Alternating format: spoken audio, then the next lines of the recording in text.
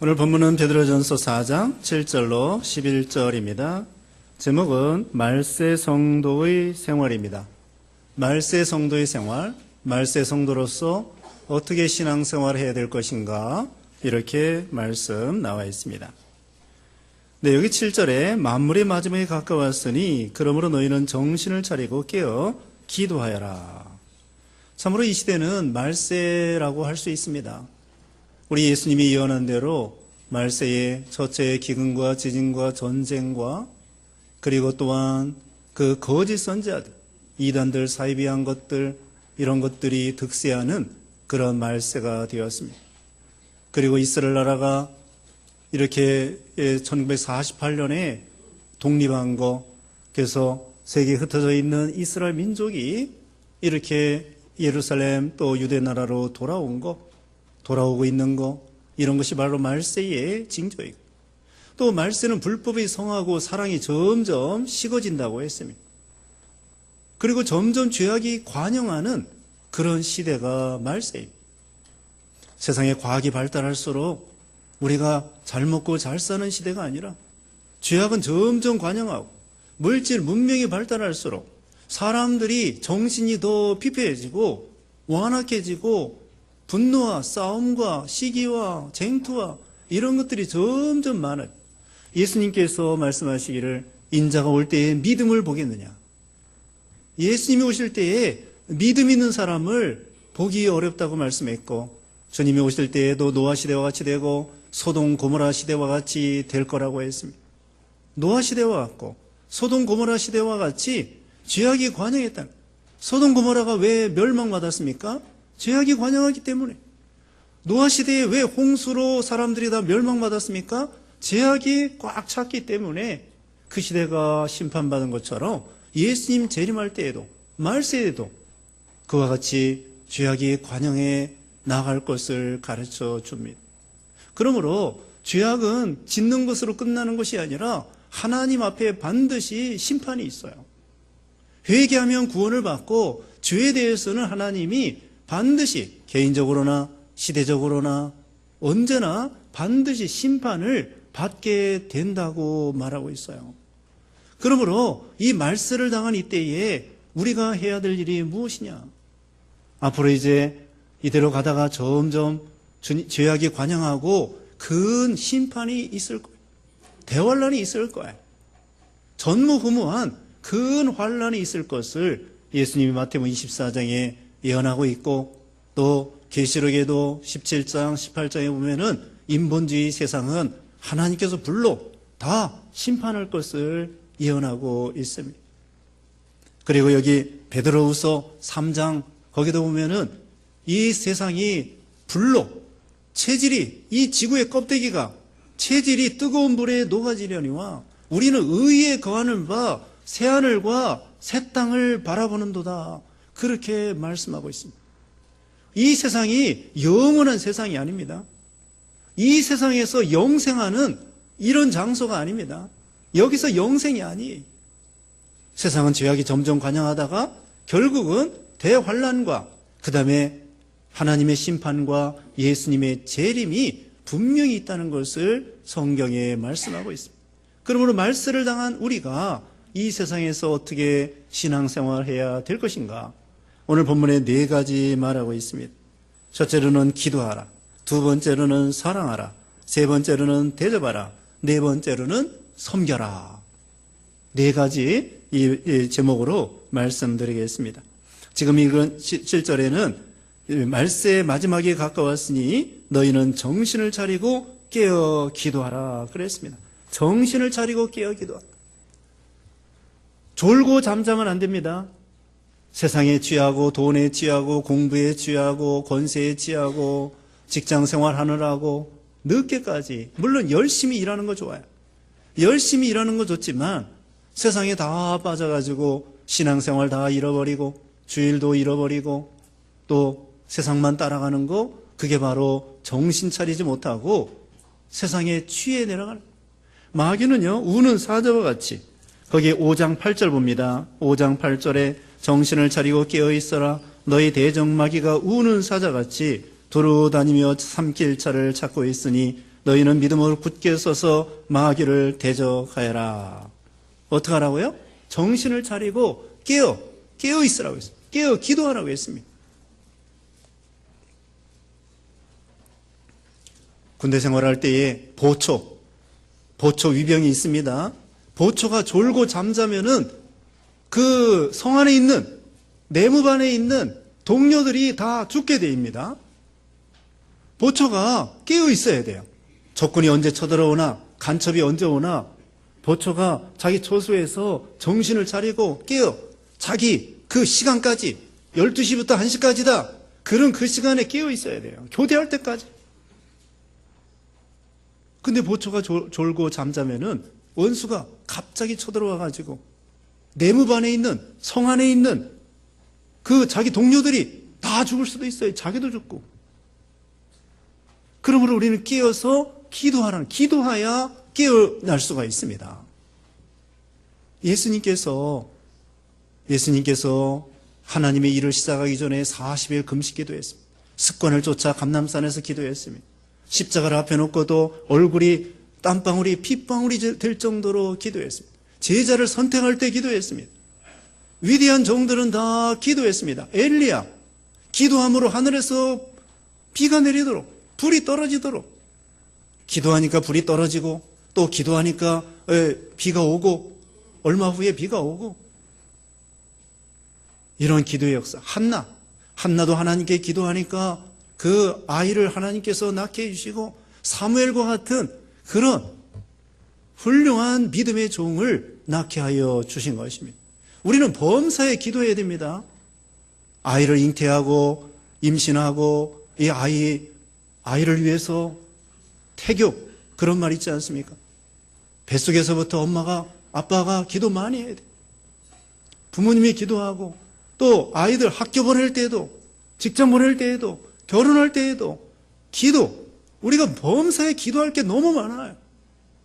가정을 세워나가는 것도 기도, 회사를 경영해 나가는 것도 기도, 공부하는 것도 기도, 또 직장 다니는 것도 기도.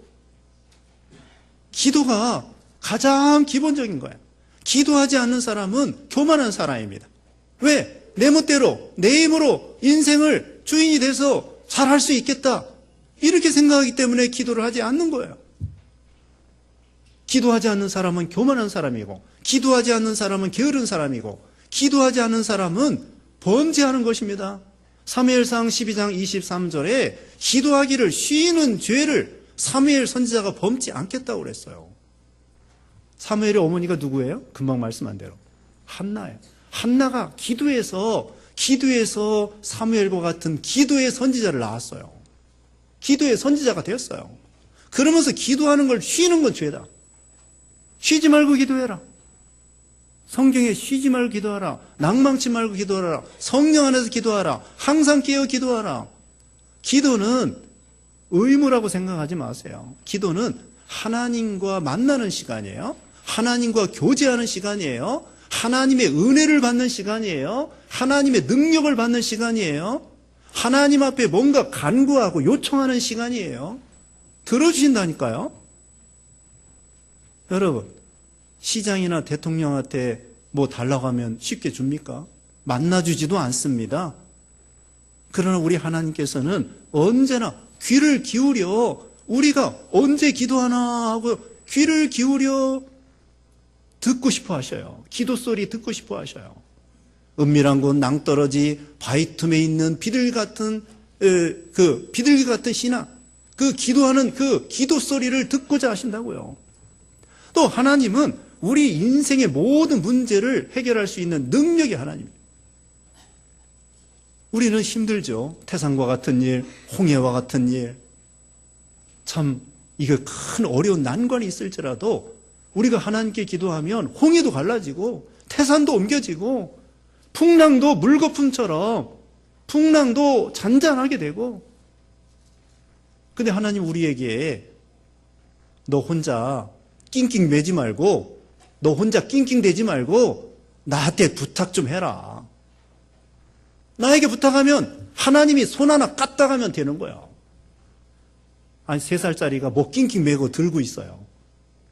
그러면 옆에 엄마가 부탁하면은 어른이 생각할 때 3살짜리는 낑낑매도 어른이 생각할 때는 그거 아무것도 아니야.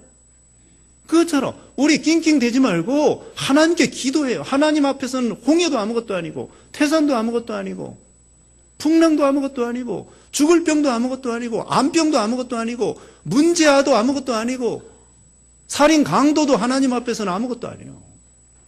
살인 강도도 변화된다니까요. 하나님께서는 아무것도 아니에요. 어떤 중독도 하나님 앞에서는 아무것도 아니에요. 마약 중독도 하나님은 다 해결할 수 있어. 이와 같이 많은 문제가 있어도 뭐가 문제냐? 기도하지 않는 것이 문제예요. 기도하지 않으면 믿음 다 빼앗깁니다. 기도 시간 빼앗기면 믿음 다 빼앗깁니다. 그러니까 마귀는 어떻게 하겠어요? 믿음 뺏기 전에 뭘 빼앗으려고 할까요? 기도 시간을 빼앗기려고 하는 거예요. 기도하면 내가 기도하지 않으면 나 혼자 일하지만 기도하면 하나님께서 일하신다, 그런 말이 있어요. 기도하지 않고 일하면 나 혼자 일해. 그러나 기도하면 하나님이 일하셔. 어떤 일이 쉽겠습니까? 그러므로 우리는 가정이나 직장이나 사업이나 학교나 누구를 만나든지 기도부터 하세요. 하나님이 효과적으로 역사하십니다. 물론 하나님의 일은 더 말할 것도 없이 교회 봉사할 때에도 하나님의 일할 때에도 기도 없이 하는 것은 교만한 일입니다. 허드슨 테일러는 자기가 중국에 와서 선교할 때에 어떤 선교사 보내달라고 했냐면은 무릎으로 선교할 사람 보내주십시오. 그렇게 부탁을 했어요. 영국 본국에 선교 본부에 무릎으로 선교할 사람 보내주십시오. 존 낙스라고 하는 사람은 스코틀랜드 종교 개혁자인데 기도하지 않는 민족보다 기도하는 한 사람이 더 강하다고 했습니다. 기도하지 않는 수천만의 민족보다 기도하는 한 사람이 능력이 더 크다는 거예요. 기도가 그만큼 강력한 무기입니다. 그러므로 우리는 참 자녀들을 위해서 기도하고 국가를 위해서 기도하고 교회를 위해서 기도하고 자기 인생 문제를 위해서 기도하고 자녀들, 모니카는 20년 기도했어요. 자기 아들이 탕자요, 방탕하는 사람이요, 그런 아들이지만 아들을 위해서 20년 기도했습니다. 너무 낙심돼가지고 감독을 찾아갔답니다. 우리 아들 내가 기도하는데 왜 아직도 회개하지 않습니까? 그때 감독이 말하기를 낙심하지 마십시오. 계속 기도하십시오. 기도하는 어머니를 가지고 있는 아들은 망하지 않습니다. 기도하는 어머니를 가진 아들은 망하지 않습니다. 계속 기도하십시오. 결국 20년 만에 아들이 회개하고 성자가 됐어요. 기독교 교리에 기초를 놓는 아주 위대한 종이 되었습니다. 기도해야 돼요. 지난 시간에 말했습니다. 모세의 부모님이 모세를 애굽의 궁중에 보낸 다음에 뭐 했을까요? 기도했습니다. 따라가지 못해요. 아들 궁중으로 보내고 따라가지 못해요. 기도할 수밖에 없어요. 눈으로 보이지도 않아. 찾아오지도 않아. 기도할 수밖에 없습니다. 탕자가 멀리 가서 방탕하고 있는데 어디 갔는지도 모릅니다. 아버지가 따라갈 수 없습니다. 아버지가 뭐 했을까요? 기도했을 겁니다.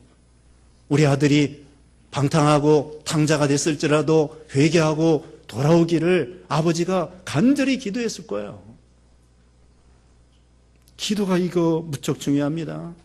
해도 되고 안 해도 되는 것이 아니라 기도는 의무가 아니라 필수예요. 아무것도 염려하지 말고 오직 기도와 간구로 하나님께 아뢰올 걸 아뢰오면 인간 생각에 뛰어난 하나님의 평강이 너희 마음과 생각을 지키시리라. 하나님이 구하면 어떻게 한다고 그랬어요? 마태복음 7장 7절. 여기도 쉬워요. 마태복음 7장 7절. 구하라 주실 것이고 찾으라 얻을 것이고 문을 두드려라 그러면 열릴 것이다. 문을 두드려 보세요. 열리게 돼 있어. 그 안에 주인이 있으면 열리게 돼 있어요. 계속 두드리라고, 문이 열릴 때까지. 구하면 주시는 하나님, 귀를 기울여 들어주시는 하나님, 인색하는 하나님이 아닙니다. 흔들어주고 눌러주시는 그런 하나님이시라고 그랬어요. 우리 하나님 앞에 청구서를 날리십시다. 청구서. 하나님 앞에 이거 주세요, 저거 주세요. 그런데 먼저 그의 나라와 그의 의를 구해야 돼. 욕심으로 집 한 채 주세요. 그런 기도는 안 들어주셔요. 자기 노력해서 돈 벌어서 집을 사야지 집 한 채 주세요. 그런 허황되게 하나님은 도깨비 방망이가 아니에요.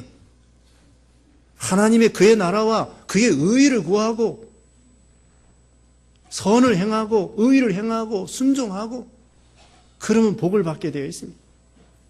그래서 우리는 기도해야 되겠는데 예수님께서 말씀했습니다. 십자가 앞에 놓고서 기도하는데 베드로가 졸고 잠잤습니다. 베드로에게 말했습니다. 1시간도 깨어 있을 수 없더냐. 시험에 들지 않도록 깨어 기도해라. 1시간만이라도 기도해야 돼요. 1시간 기도 못하면 30분이라도 해야 돼요. 자, 오늘 기도에 대해서 배웠습니다. 이제 매일 하루에 30분. 유대인들은 하루에 3번 기도했습니다. 아침, 점심, 저녁. 3번은 기도 못한다고 할지라도 어떤 사람 5번 기도한대요. 일어날 때 잠깐, 잘 때 잠깐, 아침, 점심, 저녁 잠깐. 그렇게 기도하는 것이 아니라 시간 정해놓고 30분 이상 기도해야 돼요. 그러면 이거 공부할 시간 없는데? 아니에요. 30분 기도하면은 더 효과적으로 머리에 쏙쏙 들어가게 해줘요. 하나님이 역사해 주시는 것입니다. 자, 그 다음에 두 번째로는 사랑하라. 8절입니다. 무엇보다 서로 뜨겁게 사랑하여라. 이는 사랑이 허다한 죄를 덮어주기 때문이다. 뜨겁게 사랑하라고 했습니다. 거기 옆에 1장 봅니다. 1장 22절. 1장 22절에 너희가 진리를 순종함으로 너희 영혼을 깨끗하게 하여 거짓 없이 형제를 사랑하게 이르렀으니 정결한 마음으로 서로 뜨겁게 사랑하여라. 뜨겁게 사랑하라고 했습니다. 하나님을 사랑하는 자는 형제를 사랑한다고 요한일서 5장 1절 말하고 있습니다. 하나님을 사랑하는 자는 이웃을 사랑하게 되어 있어요. 이 하나님의 사랑은 무한한 사랑입니다. 무조건 사랑입니다. 부족해도 사랑하는 것입니다. 부모가요, 자녀가 부족해도 사랑합니다. 학교에 가서 운동장에서 운동하는데 제일 먼저 누가 눈에 띄죠? 엄마 아빠가 볼 때는 누가 제일 먼저 눈에 떠요? 자기 아들 딸이 제일 먼저 눈에 띄는 거야. 사랑하기 때문에. 사랑하면 고슴도치도 자기 새끼가 예쁘다고 했습니다. 사랑하기 때문에 눈에 띄고 좋아 보이고 실수해도 최고라고 생각이 되는 거야. 우리는 하나님을 사랑하고 이웃을 사랑해야 됩니다. 하나님이 얼마나 우리를 사랑했는가 감사해서 마음을 다하고 성품을 다하고 뜻을 다하여 하나님을 사랑하고 그 다음에 이웃을 내 몸과 같이 사랑하라고 했습니다. 이웃을 내 몸과 같이 사랑한다. 얼마나 내 몸을 얼마나 아끼고 사랑합니까?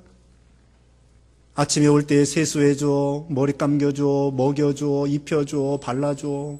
그 다음에는 자동차 태워줘, 재워줘. 우리 몸을 얼마나 아끼고 사랑해요? 손톱 깎아줘, 머리 깎아줘. 얼마나 그 정도로 사랑하라는 거예요. 그리고 자기 몸과 같이 사랑한다고 하는 것은 목숨까지 바쳐서 사랑한다는 것입니다. 우리 몸을요, 우리는 얼마나 사랑하느냐면은 내 몸을 목숨 바쳐 내 몸을 사랑합니다. 그러므로 이웃을 사랑한다고 하는 것은 그냥 적당히 사랑하는 게 아니에요. 목숨 바쳐 사랑합니다. 이웃의 영혼을 사랑하고 그 심령을 사랑하고 그 사람을 불쌍히 여기고 그 사람에게 전도해서 구원해내고 그게 이웃사랑의 최고의 사랑이 뭐냐? 이웃을 전도해서 구원해내는 거예요. 아무리 빵 먹여주고 뭐 해줘도 그 사람 예수 안 믿고 지옥 가면은 사랑이 아니에요. 정말 사랑이라면 그 사람에게 전도해서 예수 믿고 구원받는 거예요. 자, 이웃을 사랑해야 되는데 어떻게 사랑해야 되느냐? 내 힘으로는 사랑이 안 나와요. 왜? 우리는 근본적으로 악하기 때문에 사랑이 부족해. 요새 가물죠. 가뭄입니다. 비가 잘 안 와요. 지난 겨울에 눈이 잘 안 왔습니다. 눈이 잘 와야 봄에 여름에 비가 많이 오는데 올해도 가물을 것 같아요. 기도원은 저 산골짜기에서 내려오는 그 물을 먹고 있어요. 우물 판 것도 먹고 있는데 우물이 점점 말라요. 또 산에서 내려오는 물도 점점 말라요. 눈도 안 오고 이제 비도 안 오고 그래가지고 언젠가 있잖아요. 가물어서 소방서에서 물탱크 하나를 갖다가 그 탱크로리 큰 거 갖다가 기도원의 탱크에 공급해 줬어요. 무료로. 뭐 50만 원인가 100만 원짜리인데 그냥 소방서에서 물 없다니까 거저줬다. 자, 우리가요, 사랑이 없으면 메말라가지고 우리 힘으로는 사랑이 없어요.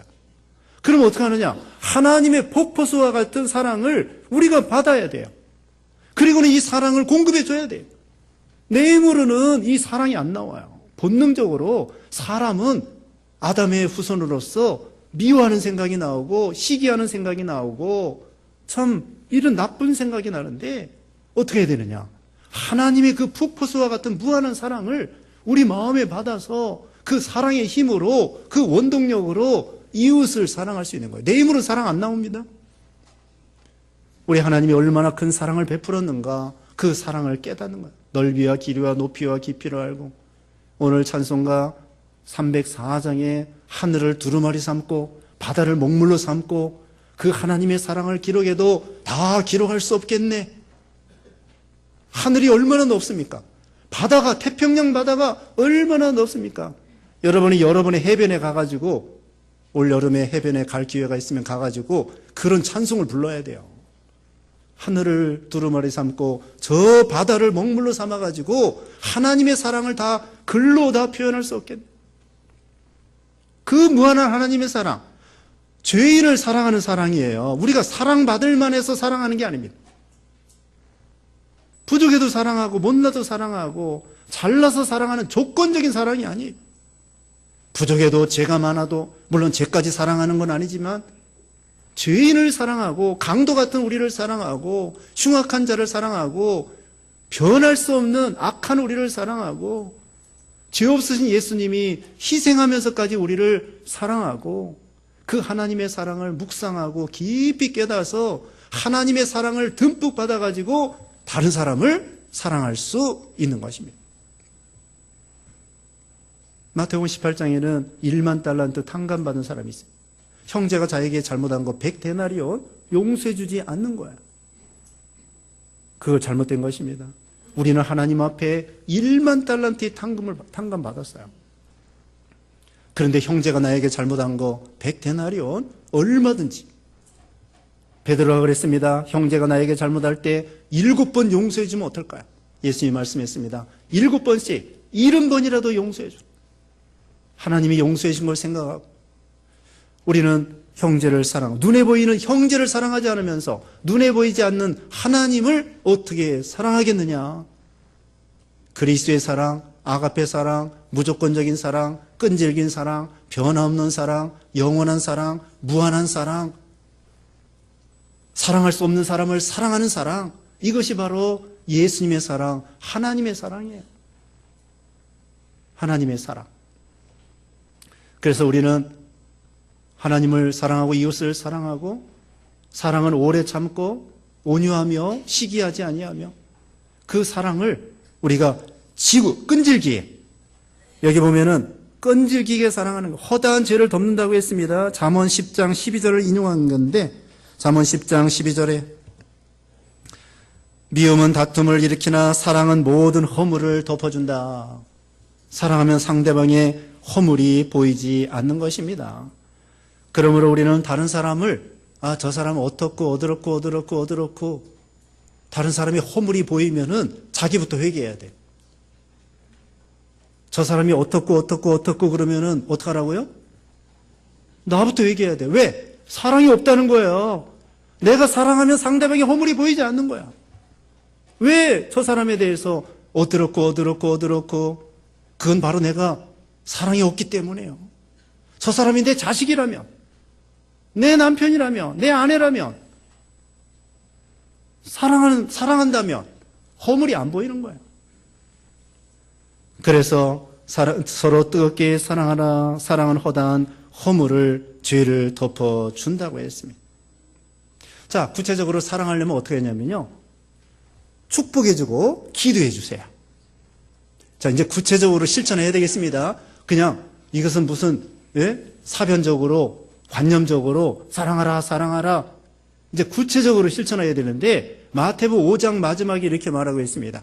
오른편 뺨 때리면 왼편도 돌려대고 속옷을 가지고자 하는 자에게 겉옷까지 주고 오리를 걸어가자고 하는 자에게 심리까지 동행하는데, 하나님께서는 악인과 선인에게 햇빛을 내려주시고 똑같이 의로운 자와 불의한 자에게 비를 똑같이 내려주신다. 너희도 이와 같이 하라.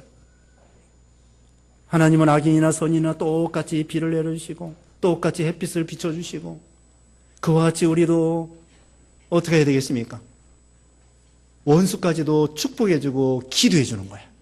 그게 사랑입니다. 어떻게 하라고요? 기도해주고 축복해줄 것.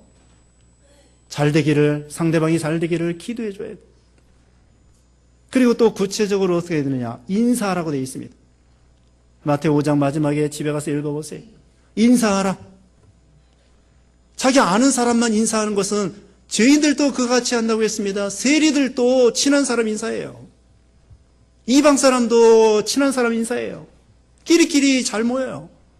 그러지 말고 우리는 모든 사람에게 달려가서 악수하고 인사하고 환영하고 그렇게 하라는 거예요. 인사해야 되겠습니다. 그러면은 어떻게 해야 되느냐? 용서해야 되겠습니다. 아까 말씀한 것처럼 1만 달란트 탕감받은 우리들이 형제가 나에게 잘못한 거 얼마든지 용서해 주는데, 스데반 집사가 자기를 돌로 치는 사람을 용서해 주시고, 예수님은 자기를 못 박는 십자가에 못 박는 사람을 용서해 주고, 손양한 목사님은 자기 두 아들을 죽인 공산당을 용서해 주고, 하나님의 사랑을 받아서 용서해 주는 것입니다. 자, 실천 항목. 첫째로 무엇입니까? 축복해 주고 기도해 주라는 거예요. 두 번째로는 인사하라는 것입니다. 세 번째로는 뭐예요? 용서해 주라는 것입니다. 그 다음에 여기 9절입니다. 불평 없이 서로 대접하라 그랬습니다. 대접. 예수님께서 말씀했습니다. 대접을 받고자 하는 자들이 먼저 대접하라. 마태복음 7장 12절에 대접을 받고자 하는 대로 먼저 대접하라고 했습니다. 상대방이 사람들이 너희에게 해주기를 바라는 것은 무엇이든지 너희도 그들에게 그대로 해주어라. 이것이 율법과 선지자들이라 그랬습니다. 저 사람이 나에게 고운 말을 써줬으면 좋겠다 생각하면 내가 먼저 고운 말을 쓰고, 저 사람이 나를 이해해줬으면 좋겠다 생각하면 내가 먼저 이해하고, 저 사람이 커피를 타다 주었으면 좋겠다 생각하면 어떻게 해야 돼요? 내가 먼저 커피를 타다 줘. 집에서 누가 청소했으면 좋겠다 생각하면 누가 먼저 청소해야 돼? 내가 먼저 해야 돼. 대답이 시원찮아요. 자, 집에서 누가 청소를 해줬으면 좋겠다 생각하면 누가 먼저 청소해야 돼요? 아직도 대답 안 하는 사람이 있어요. 자, 내가 먼저 해야 됩니다. 자, 이불을 개고 펴는 거, 이불을 개는 거 누가 했으면 좋겠습니까? 내가 먼저 해요. 남편이 이불을 개줬으면 좋겠다 생각하면 자기가 먼저 이불을 개고, 자기가 먼저 이불을 펴고, 자기가 먼저 청소하고, 그게 율법이요, 선지자예요. 자, 저 사람이 나를 사랑해 줬으면 좋겠다 생각하면 어떻게 해야 돼요? 내가 먼저 사랑해 주는 거예요. 그러면 사랑이 나에게서 저기로 가고, 거기 하나 있죠? 내 사랑이 없어졌느냐? 아니에요. 나는 더 크게 돼. 사랑이 없을 때 내가 사랑을 나눠주면 사랑이 한 개 저기 가 있고, 그 다음에 나에게 사랑이 하나 있고, 또 하나님의 사랑이 더 와요. 사랑이 점점 풍성해지는 거야. 말과 혀로만 사랑하지 말고 행함과 진실함으로 사랑하라. 대접하는 것도 사랑입니다. 대접해야 돼. 히브리서 13장 2절에 나그네를 대접하기를 소홀히 하지 마라. 어떤 이들은 이렇게 함으로써 자기도 모르게 천사들을 대접하였다. 나그네 대접했는데요, 나중에 알고 보니까 하나님이 보낸 천사였어요. 이야, 하나님이 보낸 천사였습니다. 우리는 대접해 줘야 되겠습니다. 소자 한 사람에게 냉수 한 그릇이라도 대접하면 하나님께서 그 상을 결단코 잃지 않겠다고 했습니다. 냉수 한 그릇 별거 아니에요. 주는 사람은 별거 아닙니다. 그러나 받는 사람은 큰 겁니다. 여러분, 사막에서 물 떨어졌을 때 냉수 한 그릇이 생명을 살리느냐 죽이느냐예요. 굶어 죽게 생긴 사람에게 빵 한 조각 나눠주면 그건 생명을 살리는 것입니다. 이북 사람들, 탈북자들, 글쎄 먹을 거 없어가지고 굶어 죽고 그러는데, 그런 사람들에게 빵을 나눠주면 그 사람의 생명을 살리는 거예요. 우리는 빵 한 조각 별거 아니지만 받는 사람은 큰 겁니다. 물 한 모금 별거 아니지만 받는 사람은 큰 겁니다. 예수님이 말씀했습니다. 선지자의 이름으로 선지자를 영접하면 그 상을 결단코 잃지 않겠다. 여러분, 선지자의 상을 받고 싶으세요? 선지자 대접하세요. 소자 한 사람에게 대접한 거 예수님을 대접한 거예요. 마태복음 25장에 보면은 오른쪽에 있는 양들에게 그랬습니다. 내가 갇혔을 때 돌아보았고, 먹을 거 없을 때 먹을 걸 주었고, 목마를 때 마실 걸 주었고, 헐벗을 때 입을 걸 주었고, 그랬더니 오른쪽에 있는 양들에게, 아니 우리는 예수님 그러신 예수님 만난 적이 없는데요. 예수님 말씀했습니다. 예수 믿는 소자 한 사람에게 한 것이 곧 나에게 한 것이다. 사도 바울이 사울이었을 때에 예수 믿는 사람을 엄청나게 핍박했습니다. 예수 믿는 사람 핍박했습니다. 교회를 핍박했습니다. 다메섹 도상에서 예수님이 나타났습니다. 사울아 사울아 내가 어찌하여 나를 핍박하느냐. 사울이 예수님 핍박한 적 없어요. 누구를 핍박했죠? 사울이 믿는 사람 핍박했습니다. 교회 핍박했습니다. 그때 예수님 말씀하기를 사울아 사울아 어찌하여 나를 핍박하느냐. 교회는 예수님의 몸이에요.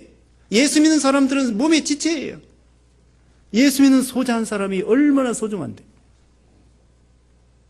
그래서 이 대접하는 거예요. 여러분, 기회 있을 때 대접하세요.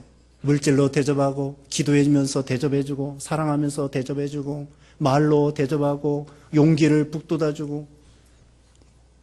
누가 그랬다나요? 톨스토이인가? 지나가다가 거지가 있더랍니다. 마침 호주머니 뒤져보니까 돈이 없어요. 그래서 손을 잡고, 형제요, 내가 마침 돈이 없네요. 죄송합니다. 이 거지의 손을 잡고, 아, 미안하다고. 그러니까 이 거지가 처음 대접을 받아본 거야. 맨날 거지 취급받았는데, 형제요 하고서는, 네, 말로 해주니까. 그래서 그 거지가 감동을 받았대죠. 우리가 이와 같이 상대방을 대접하라. 그게 바로 예수님 대접하는 거예요. 그 다음에 네 번째로는 섬겨라. 10절에 각자 은사를 받은 대로 하나님의 여러 가지 은혜를 맡은 선한 정지의 같이 서로 섬겨라. 누구든지 말하려거든 하나님 말씀처럼 하고 누구든지 섬기려거든 하나님께서 공급하시는 힘으로 하는 것 같이 하여라. 이는 모든 일에 예수 그리스도로 말미암아 하나님께서 영광을 받으시도록 하려는 것이다. 영광과 능력이 영원 무궁히 그분에게 있다. 아멘. 우리가 섬기면요 하나님의 영광을 받으신다는 거예요. 섬길 때 어떻게 하라고요? 은사대로 섬기. 또 섬길 때 어떻게 하라고요? 하나님이 공급해 주시는 힘과 능력으로 해요. 내 힘으로 하면 힘들어요. 하나님이 힘 주시는 능력으로 해야지 내 힘으로는 교회 봉사할 때 힘들어요. 또 교회 앞장서서 봉사하면요 뒤에서 욕하는 사람이 있어. 할 수 없어요. 기도해 줘야 돼. 우리는 도와줘야 됩니다. 앞에서 회장하고 앞에서 열심히 봉사하고 그 봉사하면서 힘들어하는 그 사람들을 위해서 격려해 줘야 돼. 봉사하는 사람은 누가 알아주든지 안 알아주든지 하나님이 공급하시는 힘으로 해. 그리고 여기 청지기같이 은사대로 우리가 하나님께서 주신 은사가 여러 가지입니다. 교회에서 주일학교 교사로, 찬양대로, 지휘자로, 반주자로, 또 안내로, 또 주방에서, 여러 가지 주차부에서, 또 청소로, 여러 가지 봉사. 하나님이 은사대로 다 봉사하는 거예요. 섬기는 것입니다. 중요한 것은요, 하늘나라는 섬김을 받는 자가 큰 자가 아니라 섬겨주는 자가 큰 자입니다. 가정에서 제일 섬김을 받는 사람이 누구예요? 갓난아기입니다. 갓난아기는 100% 섬김받아요. 제일 많이 섬김받는 사람이 갓난아기입니다. 우리는 섬김받는 자가 큰 자가 아니라 섬기는 사람이 큰 자입니다. 예수님이 마태복음 20장 28절에 그랬습니다. 인자는 섬김을 받으러 온 것이 아니라 섬기려 하고 목숨까지도 대속물로 주려 오셨다고 했습니다. 목숨 바쳐 섬기러 오셨어요. 섬기는 자가 큰 자예요. 예수님이 이 우주 지구상에서 제일 많이 섬겨주셨기 때문에 하늘나라에서 제일 높으신 분이 되는 거예요. 그러므로 우리는 대접만 받으려고 하지 말고 섬김을 받으려고 하지 말고 섬김 받는 것도 좋아요. 이제는 섬기는 사람이 돼야 돼. 봉사하는 사람이 돼야 돼. 그냥 주일날 1시간 와가지고 예배만 드리고 딱 가버리지 말고 예배 드리면서 또 봉사할 것이 무엇인가 봉사해야 돼. 그래야 믿음이 자라나고 하나님께서 더 큰 은혜와 복을 주셔요. 봉사해야 됩니다. 예전에는요, 아이들 많이 낳을 때에는 언니, 형님이요, 막내 키웠어요. 업어줘야 돼. 막내 업고서는 엄마 밭에서 일하면은 젖 먹일 때 되면은 막내 업고서는 밭에서 일하는 엄마에게 젖 먹이러 가는 거야. 언니, 형님이 막내 키웠다니까요. 우리가 이제는 맨날 막내 짓 하면 안 돼. 애기 짓 하면 안 돼. 섬김만 받으려고 하지 말고요. 이제는 어떻게 하더라고요? 언니, 형님이 돼야 돼. 10년, 20년 배우고 신앙생활 했으면 이제는 뭔가 봉사하는 사람이 돼야지. 맨날 가만히 앉아가지고 섬김만 받으려고 하지 말고 이제는 자기 은사를 따라 봉사하는 사람이 되는 거예요. 뭐래도 할 일이 많습니다. 섬기는 자가 큰 자다. 우리 예수님은 섬기러 오셨다. 오늘 본문에 4가지 말씀드렸습니다. 기도하라, 사랑하라, 대접하라, 섬겨라. 말씀을 당한 이때에 이런 신앙으로 참으로 우리가 더 큰 은혜를 받는 여러분 되시기를 주님의 이름으로 축원합니다. 기도하겠습니다. 거룩하신 하나님 감사합니다. 참으로 말세 지마를 당하여 환난과 주님의 재림이 가깝고 심판이 가까운 이때에 우리는 정신을 차리고 깨어 기도하게 하시고 또 우리가 무엇보다도 서로 사랑하며 서로 대접하며 서로 섬기는 자들이 되어서 참으로 하나님을 사랑하고 이웃을 사랑하여 하나님을 기쁘게 해드리고 하나님 앞에 우리 믿음이 자라나고 더 큰 은혜를 받는 모든 성도들 되게 해 주시옵소서. 예수님의 이름으로 기도드리옵나이다. 아멘.